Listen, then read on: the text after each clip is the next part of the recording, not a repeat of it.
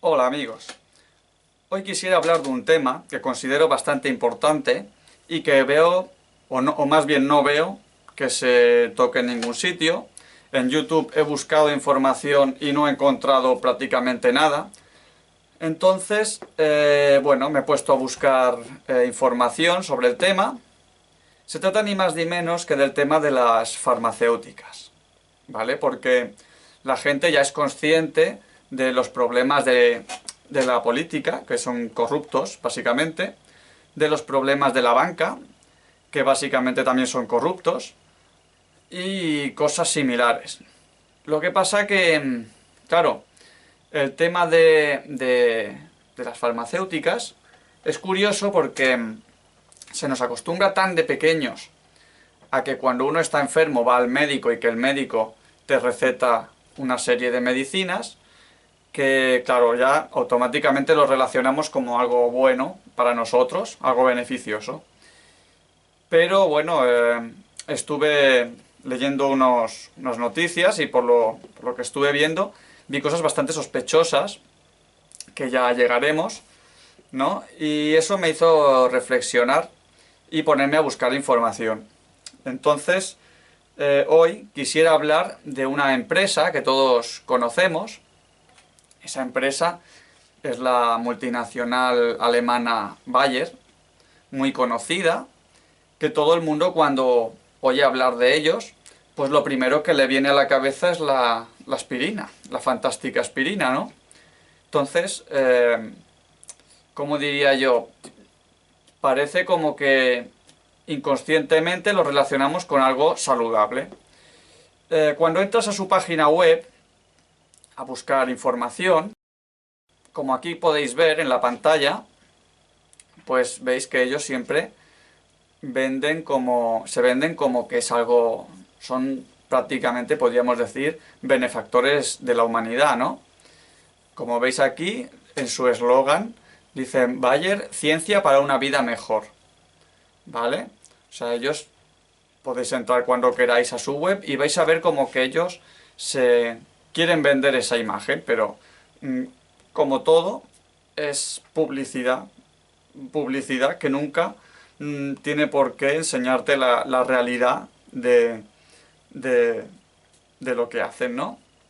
Entonces, para que nadie crea que yo es que tengo un interés personal en desprestigiar esta empresa en beneficio de otras, porque si os gusta este vídeo ya haré más sobre más empresas, porque parece que las empresas están como protegidas, ¿no? O sea, si os fijáis, sobre todo de las farmacéuticas, nadie habla mal. Por una parte, porque siempre dicen que es que crean puestos de trabajo, y básicamente por eso, porque se supone que los medicamentos son para curarnos, ¿no? Entre comillas. Entonces, bueno, aquí en la página de Bayer, como podéis ver, hay un sitio que pone sobre Bayer y se supone que aquí hay la historia de su historia. Vale, aquí pone historia. Y bueno, aquí en la historia pues es bastante escueta, ¿no? Yo empecé a ver y bueno, muy pocas cosas, muy pocos datos. La empresa empezó en el siglo XIX. Y bueno, básicamente no te dicen aquí nada. Así que comencé a buscar y buscar. Vale, pues yo voy a empezar aquí a exponer la historia desde sus inicios, desde su fundación, hasta donde lleguemos. No quiero estar mucho rato, porque esto puede ser muy largo. Así que cuando yo vea que llevamos demasiado rato, pues terminaré el vídeo, lo continuaré en una segunda parte. ¿Vale? Bayer es una empresa químico-farmacéutica que se fundó en Alemania en 1863 por Friedrich Bayer y su socio Johann Friedrich Westcott. Como veis en las fotos, el de la izquierda es Friedrich Bayer y el de la derecha es el señor Westcott. Friedrich Bayer nació el 6 de junio de 1825 en Barmen. En 1839, al finalizar la escuela, comenzó a trabajar en un negocio de compraventa de productos químicos, hasta que más tarde comenzó junto a su amigo Johann Friedrich Westcott, químico alemán, el comercio de productos químicos y colorantes textiles de forma independiente. Bayer y Westcott comenzaron a experimentar en la década de 1860 en el lavadero de su casa con la producción de unos colorantes sintéticos nuevos que se estaban comenzando a popularizar en Gran Bretaña, que iban a base de alquitrán de hulla. ¿Vale? O sea que en un principio, hasta ese momento, todos los tintes que se utilizaban, todos los colorantes para los tejidos, eran de origen natural. Y en ese momento empezaron a desarrollarse estos colorantes sintéticos y este señor pues comenzó a aprender sobre ello para buscar ahí un negocio. ¿Vale? O sea que los inicios de Bayer básicamente fueron gracias a la producción de esos colorantes sintéticos. ¿Vale? Acabaron suplantando en el mercado los tintes naturales tradicionales y como un ejemplo vemos otra empresa que también le debe su éxito al mismo tema, que es la conocida BASF. Seguro que muchos, los que tengáis ya una edad, os acordaréis de las cintas de cassette que eran de marca BASF, ¿vale? Pues bueno, BASF, otra empresa química, también comenzó con lo de los colorantes textiles. En 1863, después de que el espacio que tenían en el patio trasero de Bayer se quedó demasiado pequeño, ambos, Friedrich Bayer y Johann Friedrich Westcott, fundaron la Farbenfabriken Friedrich Bayer & Company en Leverkusen. Aquí, como veis, hay una ilustración de la primera fábrica de Bayer.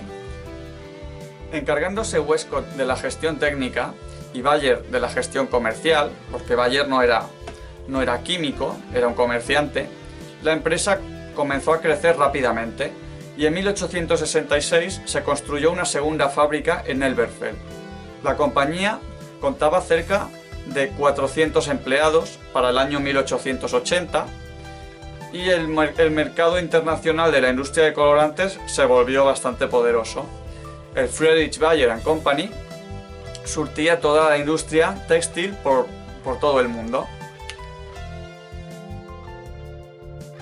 En el 1875 hubieron unos cambios en la compañía, pues el hijo de Bayer, que se llamaba igual que el padre, Friedrich Bayer Jr., se unió a la compañía. Al año siguiente, en 1876, murió Westcott con 55 años, por lo que tengo entendido, por una enfermedad pulmonar. Y 4 años después, en 1880, murió Friedrich Bayer padre. Aquí, en 1883, Bayer contrató al químico y magnate de los negocios Carl Duisberg, quien fue un personaje crucial para el futuro de Bayer y a quien lamentablemente vamos a nombrar más adelante, y no precisamente por cosas buenas, sino más bien lo contrario. Carl Duisberg era un señor que admiraba profundamente a los Rockefeller cuando tenían el monopolio del petróleo. Y entonces, pues bueno, como empresario y magnate de los negocios, pues tomó esa referencia para llevar a cabo él sus actividades. Ahora comienza la parte interesante, ¿vale? Porque es el tema de la aspirina, ¿no? Todo el mundo que escuche hablar de la aspirina sabe rápidamente que es de Bayer.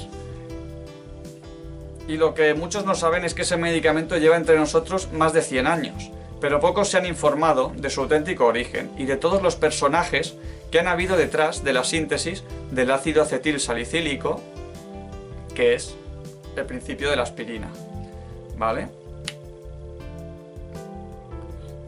El origen de la aspirina proviene del sauce blanco, que es este árbol que veis en pantalla.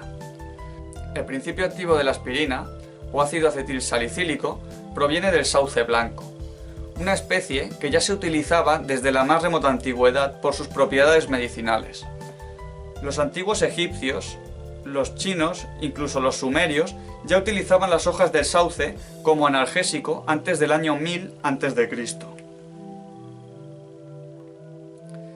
La primera mención que se encuentra sobre el uso del sauce blanco se encuentra en los textos de Hipócrates alrededor del 460 y 370 a.C.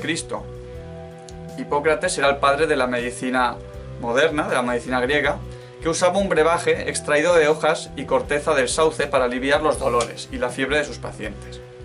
Su corteza se utilizaba también en algunas culturas del continente americano, así como entre los pueblos hispano-romanos para fines medicinales. Los efectos medicinales del sauce blanco continuaron siendo mencionados por autores antiguos como Plinio el Viejo, Discórides o el médico griego Galeno. Durante la Edad Media se utilizaba como remedio popular, hirviendo la corteza del sauce en agua y dándole a beber a los enfermos ese caldo para curarse las dolencias. Esto se acabó en gran parte cuando hubo una ley que restringió el descortezamiento y corte de las hojas de este sauce. Esto provocó que a lo largo del tiempo este remedio tradicional cayera en el olvido por el pueblo. Y esto es muy curioso porque aquí empezamos a ver cosas que hoy en día pasan, ¿no? Cuando algo es beneficioso y sencillo y tiene unas ventajas para las personas, se hacen leyes para restringirlo. Pues restringieron el descortezamiento del sauce, pero se siguió utilizando para la fabricación de cestas. Para lo que eran los artesanos cesteros, hacían las cestas en gran parte con esta planta, ¿no? O sea que veis que cuando una cosa es buena, enseguida la prohíben. Eso pasa hoy en día mucho. En 1763, en el siglo XVIII, Edward Stone era un reverendo de la Iglesia de Inglaterra que presentó un informe al presidente de la Real Sociedad de Ciencia Inglesa, referente a las propiedades terapéuticas de la corteza del sauce blanco. Stone describió en su trabajo que había administrado el extracto en forma de té a 50 pacientes febriles, y este remedio les aliviaba el síntoma. A partir de entonces, numerosos científicos de diferentes países empezaron una carrera de investigación por conseguir aislar el principio activo del sauce blanco, al que llamaron salicilina. Lo primero que se consiguió fue el ácido salicílico, pero tenía un inconveniente, y es que provocaba irritación en las paredes del estómago. Así que no fue hasta 1853 cuando un científico francés llamado Charles-Frédéric Gerard consiguió mejorar el ácido salicílico y fue el primero en sintetizar una forma purificada de lo que sería el famoso ácido acetil salicílico, que es el que conforma la aspirina. Carl Duisberg, el químico y magnate de los negocios que había sido contratado por Friedrich Bayer Jr. en 1883, tras asumir el control de la gerencia global de Bayer en 1890, comenzó a ampliar el programa de investigación de medicamentos de la empresa y formó un grupo de farmacéuticos para la creación de nuevos medicamentos, encabezado por el químico universitario Arthur Eschengrun, y otro grupo de farmacología para probar los medicamentos, encabezado por Heinrich Dresser. Recuerdo que hasta este momento Bayer se dedicaba exclusivamente a la fabricación de colorantes sintéticos. Fue en este momento cuando decidieron ponerse a trabajar con el tema de los medicamentos. Aquí en estas fotos pues vemos a la izquierda Arthur Eschengrun, que era el jefe de equipo, y Heinrich Dresser. Eran dos equipos, pues estos eran los responsables, ¿no? Fue finalmente en 1987 cuando Arthur Eschengrun y su equipo, trabajando para Bayer, consiguieron sintetizar un ácido acetil salicílico con gran pureza, lo que permitió que Bayer registrase el ácido acetil salicílico bajo el nombre de aspirina en 1899. Un dato muy curioso es que si buscáis información sobre esto, la empresa le otorga ese mérito a Felix Hoffmann, que era uno de los científicos que trabajan bajo el mando de Arthur Eschengrun. Lo que pasa que como luego vinieron la Primera y la Segunda Guerra Mundial, la empresa Bayer prefirió otorgarle ese mérito a Felix Hoffmann, que era alemán, en vez de Arthur Eschengrun, porque este era judío. Entonces, ya al cabo del tiempo pues ha quedado así. No obstante, bastantes años después, cuando el señor Arthur ya era mayor, él escribió reclamando su autoría. Pero bueno, ya no tuvo la relevancia o la repercusión que se merecía y ya quedó en el olvido. Aún así, la empresa sigue diciendo que era Felix Hoffmann, pero todo esto lo podéis buscar por internet, lo vais a encontrar si lo buscáis. ¿Vale? Ahora, siguiendo con el tema de la aspirina, por aquella época la publicidad directa al consumidor estaba muy mal vista, ya que se consideraba poco ética, y muchas organizaciones médicas se oponían a ello. Esto era algo que solían hacer los medicamentos de patente, ya sabéis, esos medicamentos maravilla que vendían, como el típico caso del crecepelo que no funciona y cosas de esas, ¿no? Entonces, claro, cuando había publicidad sobre algún medicamento ya la gente no se fiaba, ¿vale? Los médicos no se fiaban de eso. Entonces, lo que hizo Bayer fue comenzó enviando pequeños paquetes del fármaco a doctores, farmacéuticos y hospitales, animándolos a publicar acerca de su experiencia, de sus efectos y de su eficacia. Como fue de esperar, se obtuvieron resultados positivos, por lo que Bayer se apresuró en asegurar la patente y marca comercial lo antes posible. Concretamente en Alemania fue rechazada la patente, así que la registraron en Gran Bretaña en 1898 y en Estados Unidos en 1900.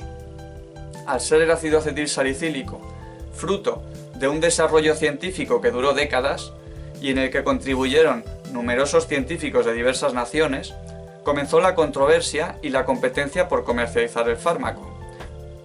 Recuerdo que había comenzado décadas antes varios científicos a investigar la síntesis del ácido acetilsalicílico, pero Bayer pues lo que quiso fue hacerse con el control de los derechos para lucrarse ellos, tener el monopolio básicamente de este fármaco. Debido a que Bayer no eran los inventores del fármaco, sino que simplemente modificaron un producto ya existente, planearon una estrategia para que la gente asociase el nombre de Bayer a la aspirina, el ácido acetilsalicílico. Y lo que hicieron fue bastante ingenioso. Lo que hicieron fue pasar de la distribución en polvo, que era lo que había para los farmacéuticos, a la forma de comprimidos para su distribución como tabletas, o sea, pastillas, que llevaban el logotipo de la cruz de Bayer. ¿Vale? Una vez así, pues se hizo una forma más cómoda para poderlo comercializar y encima en la tableta ponía su nombre de la empresa, ¿no?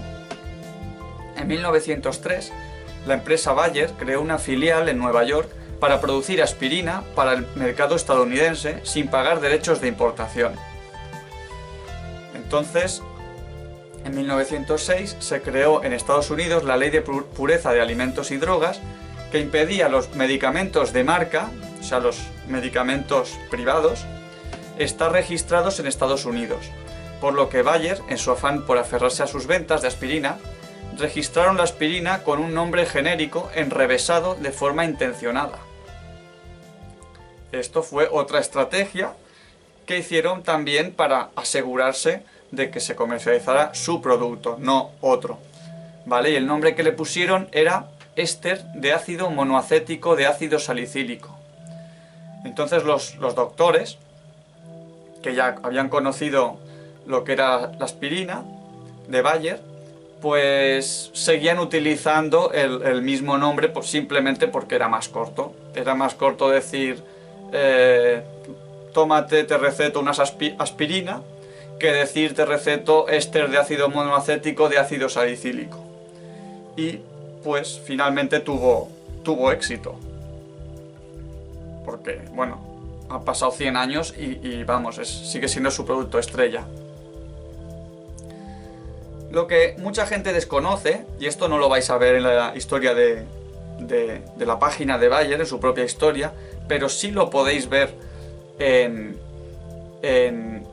Wikipedia incluso, es que su otro gran producto estrella fue la heroína. Y la gente, todo el mundo sabe lo que es la heroína, ¿no? Esa droga tan adictiva que se pinchan los drogadictos, ¿no? Que básicamente te lleva al declive total como persona hasta que al final pues muchos mueren, ¿no? Mucha gente no sabe que los que estaban detrás de la heroína era Bayer. Pues resulta que a principios de la década de 1890, aquel grupo de farmacéuticos que Bayer había formado bajo el mando de Carl Duisberg comenzaron a experimentar con un opiáceo que el británico Charles Romley Alderwright había conseguido aislar 20 años antes, en 1878, que era la diamorfina.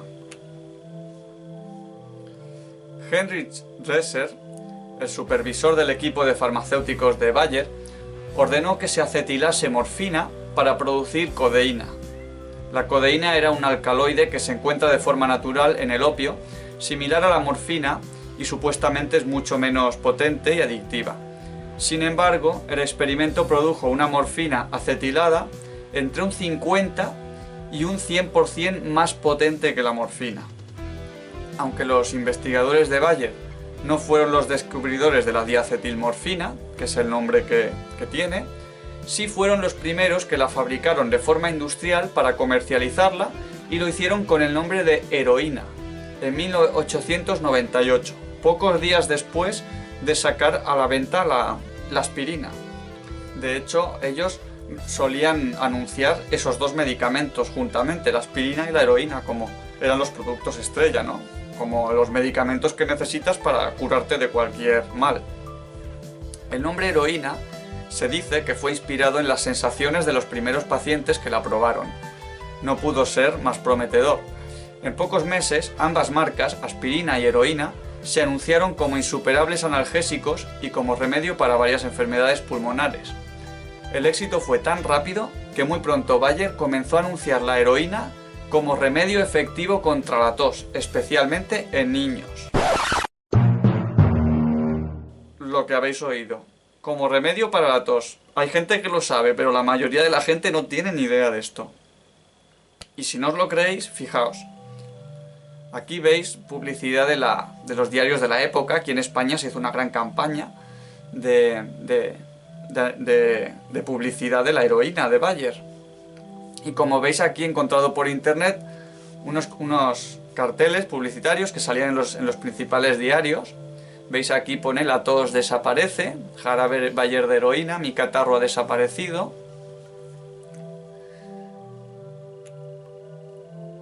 Vale, aquí veis otro que dice en la tos fuerte, jarabe Bayer de heroína. Si podéis leer, pone que lo pueden tomar especialmente indicado para niños. El fármaco fue comercializado como un sedante para la tos y como sustituto de la morfina, pensando que era menos adictiva. La Enciclopedia Británica, en 1910, llegó a publicar un artículo en el que hacía estas afirmaciones. En la tos de la tuberculosis es de recibo utilizar pequeñas dosis de morfina, pero para esta enfermedad en particular es mejor reemplazarla con frecuencia por codeína o heroína, que alivian la tos seca sin los efectos narcóticos posteriores a la administración de morfina. Todo esto lo podéis encontrar en internet, ¿eh? ¿Veis? Más publicidad sobre este medicamento fantástico de Bayer, en la estación lluviosa, en la irritación producida por la tos, etc. Más tarde se descubrió que la heroína se convierte en morfina al ser absorbida en el hígado y que la adicción generada era mucho mayor e intensa en comparación a la de la morfina. En un principio los médicos no se daban cuenta de los peligros de utilizar la heroína, hasta que se descubrió que muchos pacientes que habían estado usando este fármaco por bastante tiempo comenzaron a presentar síntomas de adicción.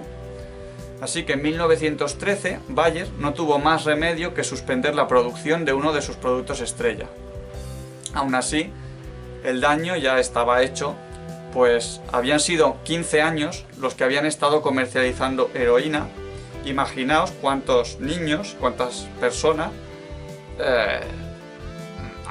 acabaron con la adicción, porque, o sea, es brutal. Ya sabéis que una empresa, cuando fabrica un producto de forma industrial,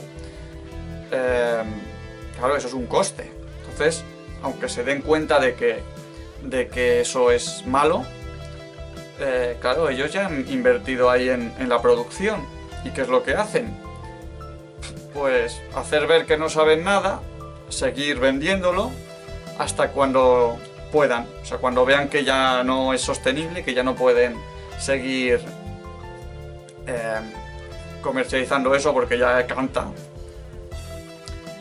Por aquí leí también, aunque comenzaron a establecerse leyes para el control y la regulación de esta sustancia por parte de los Estados Unidos, hasta hacer efectiva su restricción en 1928, en las farmacias alemanas se podía seguir adquiriendo heroína hasta 1971, que fue cuando quedó ilegalizada prácticamente en todo el mundo. Obviamente, todo lo que habían fabricado había que darle una salida, eran pérdidas, había que ganar dinero. Ya sabéis que estas empresas solo piensan en dinero, dinero, y los ojos se le ponen así, pensando en el dinero. Y bueno, como veo que llevamos ya bastante rato, lo vamos a dejar aquí, porque no quiero que el vídeo se alargue mucho. Vamos a seguir en una segunda parte. La intención es llegar con estos vídeos, no sé si haré 2 o 3 vídeos, porque claro, el tema es que sigue hasta día de hoy. Y no es que solamente ellos hicieron tienen ese oscuro pasado de la heroína y todo esto, que ya os digo que ellos ni lo niegan ni lo dicen, simplemente se callan, porque claro, es publicidad mala para ellos, pero son los hechos, son las cosas que ellos han estado llevando a cabo. Así, de esa forma se han enriquecido. Así que pues nada, lo vamos a dejar aquí. Gracias por ver el vídeo.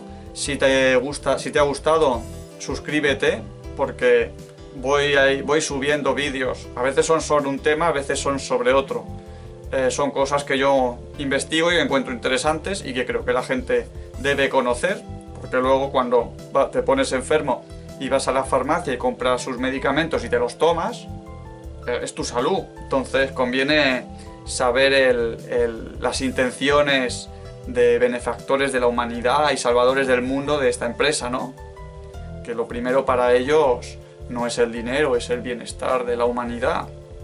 Ya sabéis, como dice ese eslogan, si es Bayer, es bueno. Bueno, en fin, gracias por todo y hasta la próxima. Chao.